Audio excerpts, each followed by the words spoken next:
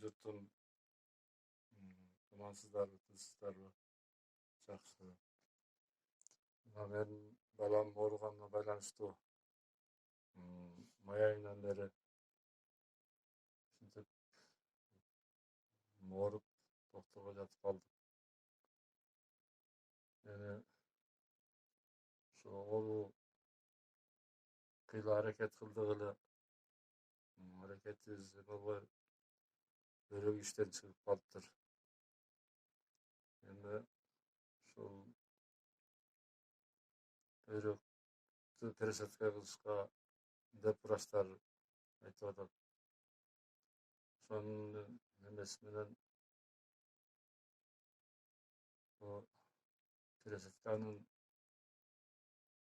эмеси менен каражатыбызга жетишине байланыштуу ошо эл журтка кайрылар жардам берип балам үчүн жардам берип койсоңуздар.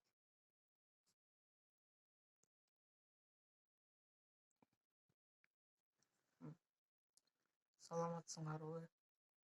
Мен Исканбай уулу Жеңишбек. 4 айдан бeri ооруп калдым. 2 бөйрөгүм иштебей калды деп врачтар айтып калды. Ошонго Турцияга пересадкага барыш керек экен. Силерден суранам, жардам берип койгула, каражат жетишпей атат.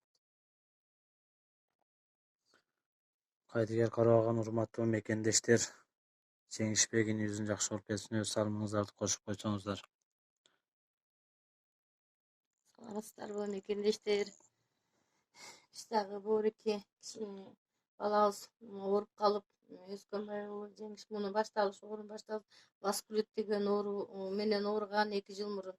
Ошо васкулит кайра обострение берип болуп, бөйрөгүнө берди.